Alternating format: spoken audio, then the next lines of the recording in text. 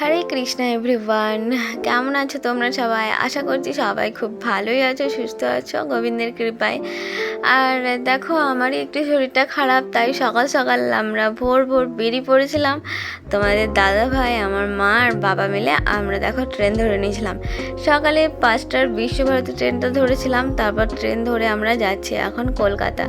হ্যাঁ, বাংলা নববর্ষ শুরু হতে না হতেই আমার শরীর অসুস্থ হয়ে পড়েছে।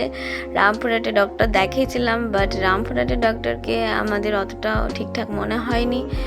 সব কিছু রিপোর্ট টেস্ট করার পর তাই বাড়ি থেকে বাবা মা বললো যে কলকাতায় একবার চেক আপ করিয়ে নিতে। তাই দেখো, আমরা ট্রেন থেকে নেমে বাস ধরে নিয়েছিলাম, তারপর চলে এসেছি বাঙ্গুরে। তো এখানে আমি ভিডিও করছিলাম তোমাদের সাথে শেয়ার করব বলে, যে ডাক্তারবাবুর চেম্বার, বাট কার্তিক দে ডক্টরের কাছে আমরা দেখাতে এসেছিলাম। সেই ডাক্তারবাবু খুবই ভালো, খুব ভালো সাজেশন দেয়, খুব ভালো। প্রবলেম আমি এর আগেও এসেছি দিদিদেরকে সাথে নিয়ে কার্তিক দিকে দেখানোর জন্য।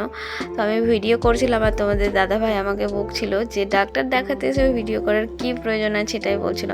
কিন্তু আমি বললাম যে না, আমি যখন তোমাদের সাথে সব কিছু শেয়ার করি তো আমি এটাও শেয়ার করব, বাট ডক্টরের চেম্বারে ভিডিও অ্যালাউ ছিলও না। তো যাই হোক, দেখো আমাদের ডাক্তার দেখানো কমপ্লিট হয়ে গেছে। তো বাবা বললো এই রোদ গরমের মধ্যে ট্যাক্সি বা বাসে করে না গিয়ে চল মেট্রো করে যাব। তো বললাম ঠিক আছে, চলো মেট্রোতে যাওয়া যাক। এত রোদ গরম কলকাতায়, তো ঠান্ডায় ঠান্ডায় যাব। তো যেতে গিয়ে তোমাদের দাদা এখানে আমার মন মেজাজ খারাপ ছিল বলে আমায় হাসানোর জন্য একটু ওরকম দেখো একটু মজা করছিল আমাকে হাসাবার জন্য।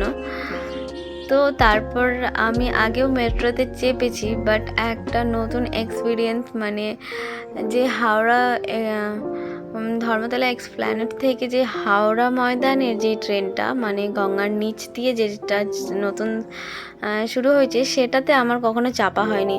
তো দেখো কতগুলো সিঁড়ি নামতে হচ্ছে আমাদেরকে। তো চলন্ত সিঁড়িতে তো আমরা নামছিলাম, মা নামতে একটু ভয় পায় বলে মা নর্মাল সিঁড়ি দিয়েই নামছিল।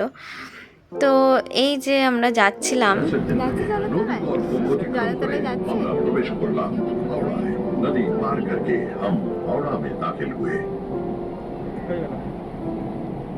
জাস্ট কয়েক সেকেন্ড তোমরা দেখতে পেলে ব্লু বর্ডার যেটা, সেইটুকু নিয়ে আমরা নদীর মানে গঙ্গার তল দিয়ে পেরিয়েছি। কিন্তু অতটাও ভালোভাবে বোঝা যায় না, আমি হয়তো ভেবেছিলাম বোকার মতো, কিন্তু অতটাও ভালোভাবে বোঝা যায় না।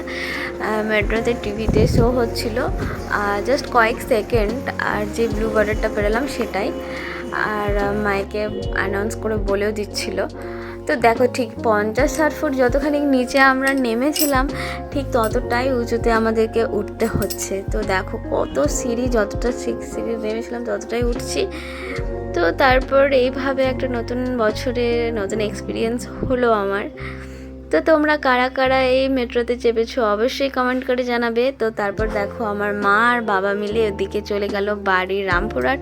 যেহেতু আমি কলকাতায় সব মেডিসিন পাইনি, তাই তোমাদের দাদাভাই বললো যে দিদির বাড়িতে থাকা যাক। তাও দিদিও ফোন করেছিল আসার জন্য, তো সেই জন্য আমি দিদির বাড়ি চলে এসেছি বেলুড়ে।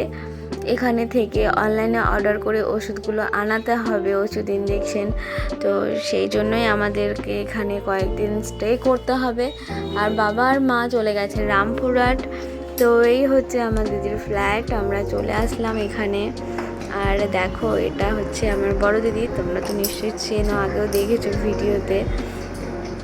আর ওই যে ওই রুমের মধ্যে আমার ছোটো বোন পড়াশোনা করছে, ছবি আঁকছে, তাই ও ওকে মেরে দেখছিল যে আমরা এসেছি তাই। তো তারপর সন্ধ্যাবেলা তোমাদের দাদাভাই এই সমস্ত ওষুধগুলো নিয়ে আসলো, তাই আমি মিলি দেখে নিচ্ছিলাম। আর বাকি ওষুধগুলো অনলাইনে অর্ডার করা হয়েছে, নেক্সট ডে আসবে। আর দেখো এই দুটো বোন আমার কার্টুন দেখছিল। তো দেখা হবে আবার অন্য কোনো ভিডিও।